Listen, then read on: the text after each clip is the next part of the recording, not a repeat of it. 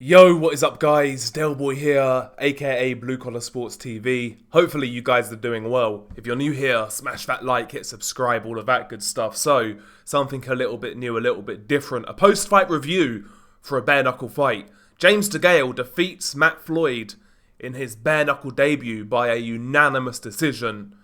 Don't even know where to start with this fight. I mean, it was an absolute mess, to tell you the truth.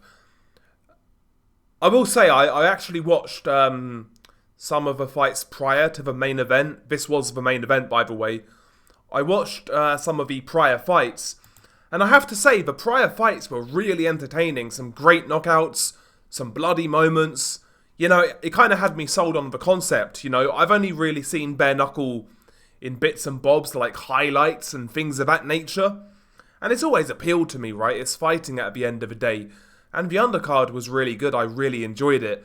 But the main event was so messy, so foul-filled.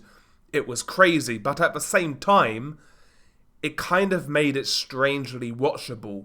Like it was just a car crash kind of thing. Right from round one, both guys were clinching, dirty boxing on the inside. You know, holding each other's heads and trying to throw uppercuts. Both guys leading in with heads. Barely any clean punches were landed in round one. It was a foul fest. I think in round one, Matt Floyd landed a good uppercut that kind of dipped the legs of Degale. Or it might have been an overhand right, I forget, but a shot momentarily got his attention.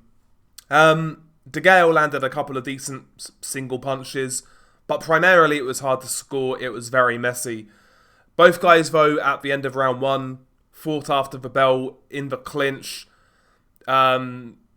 Then Matt Floyd headbutted James Degale after the bell had sounded. He gets 2 points deducted because of that. Round two, another messy round. Matt Floyd, I think it was round two where Matt Floyd landed the uppercut, kind of buzzed Degale. But really, that was the only shot of consequence he landed. Degale didn't really land much in round two either, to be honest. In fact, I think Matt Floyd in round two had another point deducted for hitting and holding, but he was hitting low as well. Like multiple low blows in a row. So first two rounds, it looked like Matt Floyd was going to get disqualified. He was sounding off at the referee, you know, etc. Degale was fouling as well. Like he was holding, he was mauling. Very few clean punches getting through from Degale in the first two rounds. I think the crazy thing is, without Matt Floyd getting those point deductions, I think the first two rounds would have gone to Matt Floyd. But, again, it was really hard to tell, man. It was just so messy and foul-induced. After the second round, Matt Floyd stood off James Degale a little more. And James Degale would kind of lunge in with like an overhand left, single punch. And it would catch Matt Floyd. And then James Degale would fall into the clinch.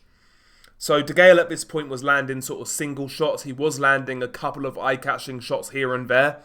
Any work that Matt Floyd did was in the clinch, and it was very hard to see how clean and effective it was. You know, every time that Matt Floyd got close, Degale would tie him up, or Degale would tie him up when he fell in with his straight left hand or overhand left. Matt Floyd really, at distance, had no ability to get to the target, and on the inside, it was just so messy that he couldn't really get much effective work off. Round four, Degale actually did get a point deducted. I forget what for. I think it was for hitting after the break, something like that. So Degale gets a point deducted in like round four. But, you know, considering the point deductions that Matt Floyd had prior didn't really make a difference.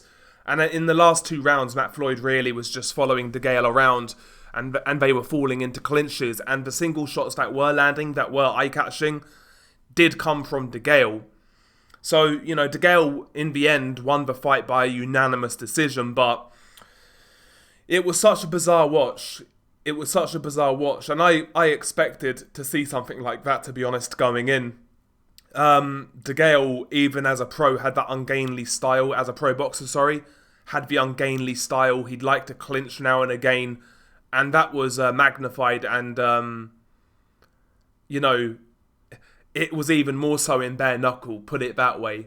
Both guys were fouling all night. Every single round, both guys were fouling.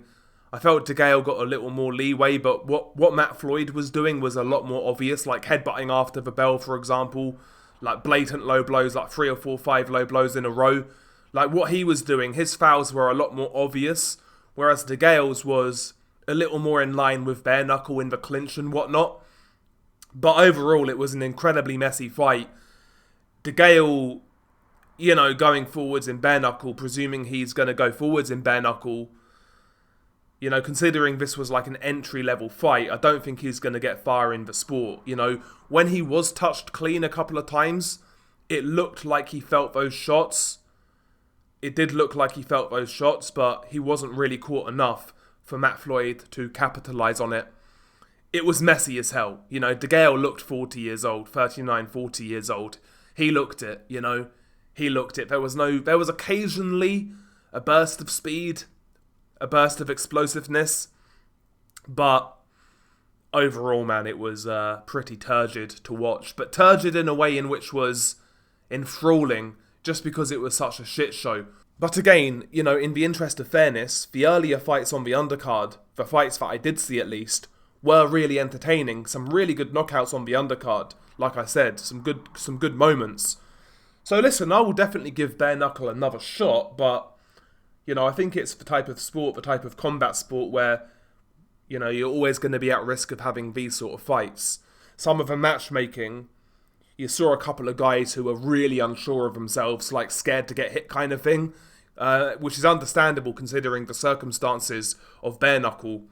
But you could see that in a couple of fighters' performances, and I felt that was the case to a degree, even with James Degale, to be fair. But, you could argue that Degale should have also had more points deducted, but overall, I felt he did land the more eye-catching shots, and he won on points. What more can I say? What more can I say? I actually watched this fight, can't believe it. But yeah, first ever Bareknuckle post-fight review. I wouldn't recommend watching it, to be honest with you, personally. I wouldn't recommend watching it, but yeah, it is what it is. Maybe catch the highlights. Anyway, Shay of what's below. Beanie Guy Del Boy. Peace.